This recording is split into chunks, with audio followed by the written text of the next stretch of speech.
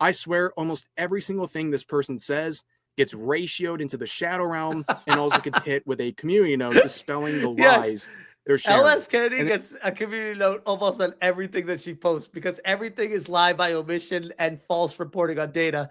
And it gets called out every single time. It's amazing. Oh, it's so glorious.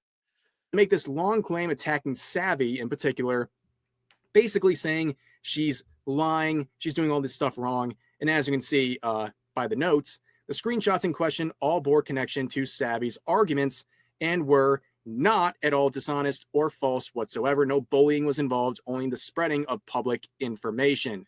So yes, Savvy's been doing a lot of work exposing what's going on with Collective Shout. This situation, Savvy is getting all the attention in the world, and she deserves even more than that. This situation is going to blow up, and I couldn't be happier for her. She deserves it. She's put so much work into everything she does.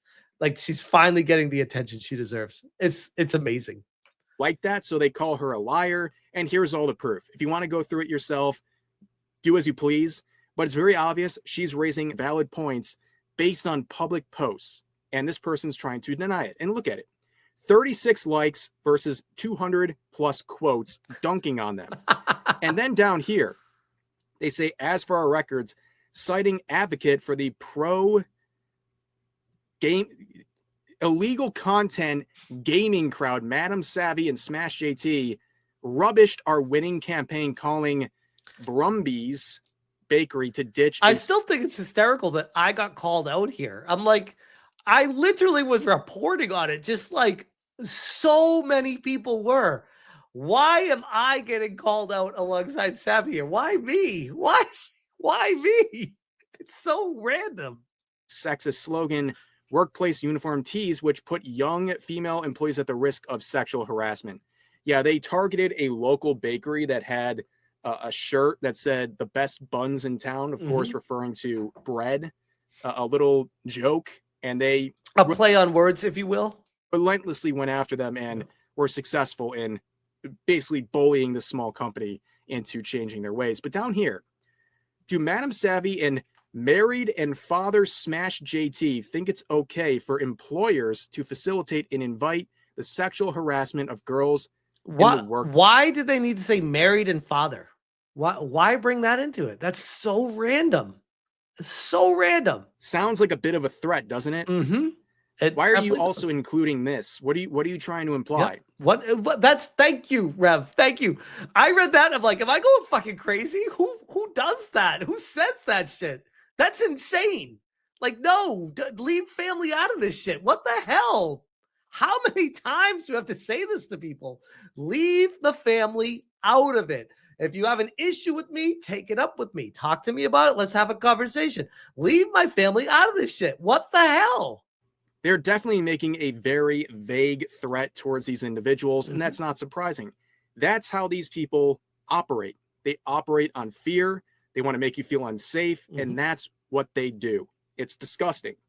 And of course, they're mad at people like Savvy because they've been sharing information like this, that you can submit complaints about these companies to them. And that's something they're legally required to have available for people. And guess what? It's working, because Visa and Mastercard are getting overwhelmed by the amount of emails and phone calls being made to them. Oh, it's great. And if you want to do these routes, all I ask is that you be respectful. You have a plan, right? You actually have something to say. Yeah, exactly. Don't just call and be annoying. Like, these people that answer the phone are people. I used to work at a call center at Blue Cross Blue Shield. Bro, I'm just trying to get my bills paid. Like, I know insurance is the fucking devil, but you need a job, you need money, you got to make ends meet. You do things that you would. Do you think anyone wakes up in the morning and says, I can't wait to go answer phones at an insurance company all day? No. Same with the people that work at Visa and Mastercard. I understand it, and it sucks. But they, at the end of the day, they're just doing their job. Be respectful of them and let them know what your frustrations are. I think it's important because every call that comes in gets logged, and they have to notate what the purpose of the call was. And if there's an inordinate amount of calls over a certain issue, it needs to be addressed. That's, I think, the important thing to take from this. A valid point or criticism or set of questions, and you do it in the Well, yeah, there we go with the Nazi one. I knew that was coming, by the way, Schizo. It's a very, it's a very tangled web to get into, because while you're not necessarily wrong, you're also not necessarily right. It's a very challenging conversation, because I can see both sides of it. I definitely can.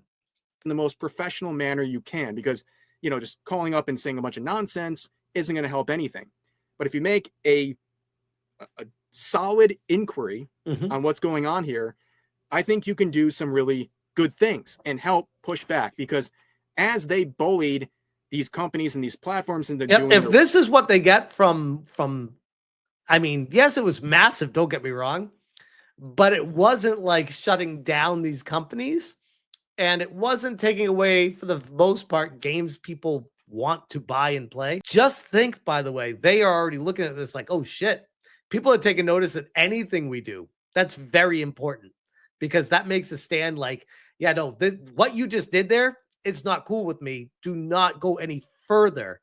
And with the mountain of phone calls they're getting right now, they're going to think twice next time they ever do something like this. The same thing can be done to remedy it as well. If you complain enough, something should happen. It's not a guarantee, but it's better than nothing, right? So it's going to be It's just funny, though, because like this goes back to the whole, we're fighting against activists, and in a weird way, it's turning us into activists. It's like, I never thought of myself as an activist, because God, that word just gives me the chills.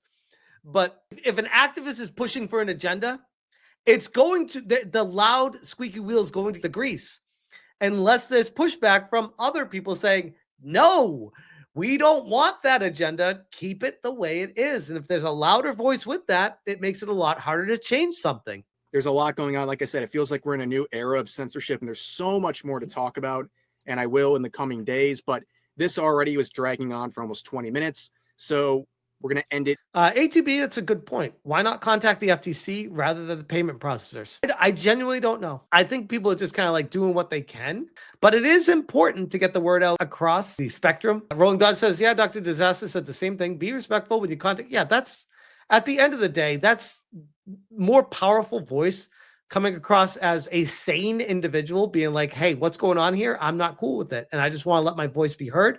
I just want to call you guys and tell you that I do not like this.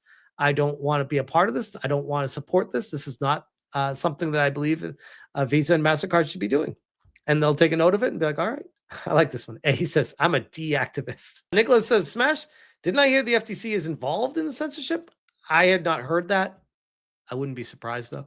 So, as always, feel free to share your thoughts about today's topics in the comments. Banger video, by the way, from Rev. Shout out to Rev. Thank you for the shout out to me. That was cool. And I think it's really important. Back in the day, before YouTube and social media, YouTube really the most prominent one, but obviously there's Rumble, Kick, Twitch, all the other ones too, where now we have a way to create a platform as an individual that we never used to have before. And it really does make a massive difference. And I think it's funny because for a long time, people used to laugh at me, be like, why do you even care about these things? No one, back when I was a smaller channel, no one's even watching you. Why does it even matter? Why are you saying these things? Why are you wasting your time with it? And I'm like, well, damn, these people think you wake up in the morning, roll out of bed and just have a massive audience that cares about what you have to say. It's like, no, you have to work at that. Prove to people that what you say resonates with people. And eventually, hopefully enough people will hear what you say and say, yeah, I agree with what this guy's doing, what he's saying. And yes, I stand by that. That's what I want. More of this, please. I get a lot of comments on the videos saying that, like, please keep doing that. We're with you. Thank you so much for what you're doing.